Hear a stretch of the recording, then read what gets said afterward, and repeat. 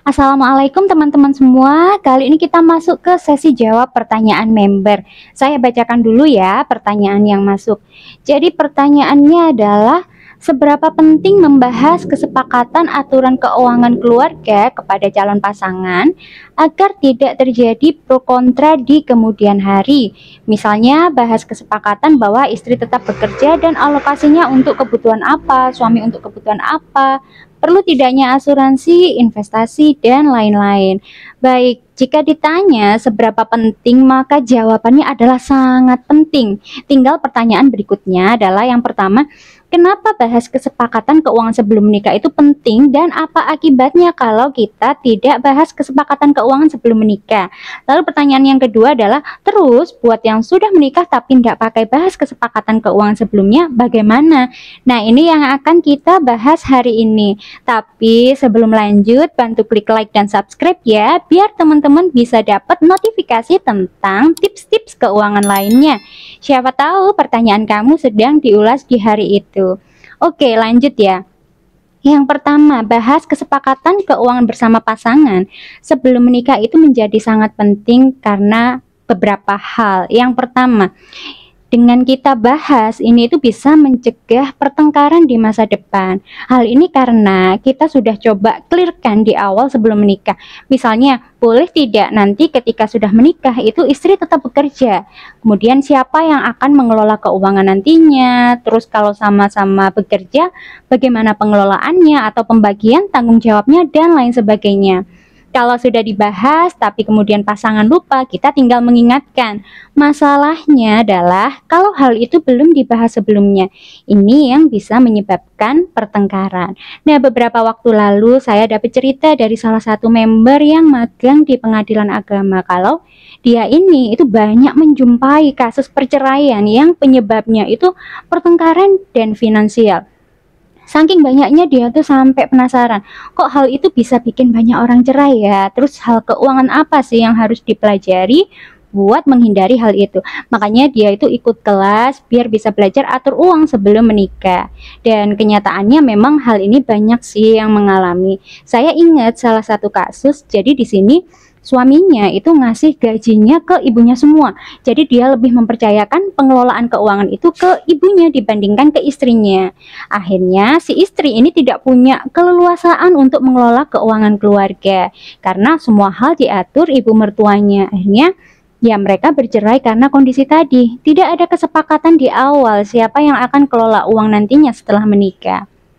Lalu, alasan yang kedua, dengan membahas dulu sebelum menikah, ini akan bisa membangun kepercayaan dan rasa aman. Karena kalau calon pasangan itu mau membahas hal ini di awal, artinya dia itu percaya dengan kita dan punya komitmen untuk masa depan bersama. Dan ini penting sih, biar ketika ada gangguan dalam rumah tangga, kalian itu bisa kompak dalam mengatasinya. Ada hal yang terjadi pada salah satu kenalan saya. Jadi beliau ini baru tahu kalau setelah menikah si suami tidak mengizinkan untuk bekerja keluar rumah. Jadi sumber pemasukannya itu cuma satu. Padahal si istri ini ingin tetap punya aktualisasi di luar, ingin punya penghasilan sendiri. Nah, dampaknya apa? Ya akhirnya si istri ini merasa tidak aman secara finansial. Pas banyak pengeluaran ya harus terpaksa meminjam karena memang dia tidak diizinkan bekerja, sumber pemasukannya kan ya cuma satu tadi. Lalu yang ketiga, dan ini jadi alasan terakhir, kenapa bahas aturan keuangan menjadi penting, agar kalian bisa mencapai tujuan keuangan bersama dengan lebih cepat. Kalian bisa jadi tim yang kompak kalau dari awal itu punya tujuan yang sama, yang jelas. Misal, habis nikah mau apa dulu nih? Ngumpulin dana darurat dulu. Lalu apa? Modal usaha kah? Beli rumah kah? Atau umrah bersama? Lebih enak kan ya? Kalau tujuan keuangan kalian sejak awal itu tidak sama, balik lagi. Ini bisa memicu pertengkaran dan pertengkaran itu penyebab kedua tertinggi perceraian di Indonesia menurut survei BPS. Ada member yang cerita ke saya kalau dia itu sangat susah mengumpulkan tabungan karena belum punya tujuan keuangan yang sama dengan suami. Jadi setelah menikah, suami masih sama seperti sebelum menikah, lebih memprioritaskan adik-adiknya. Jadi pas adik-adiknya butuh uang itu langsung dikasih, minta uang langsung dikasih. Kalau uangnya dia habis, dia minta lagi gaji yang sudah dikasihkan ke istrinya. Padahal si istri ini tuh sedang berusaha keras untuk berhemat biar rumah yang saat itu ditempati bisa direnovasi jadi lebih layak huni.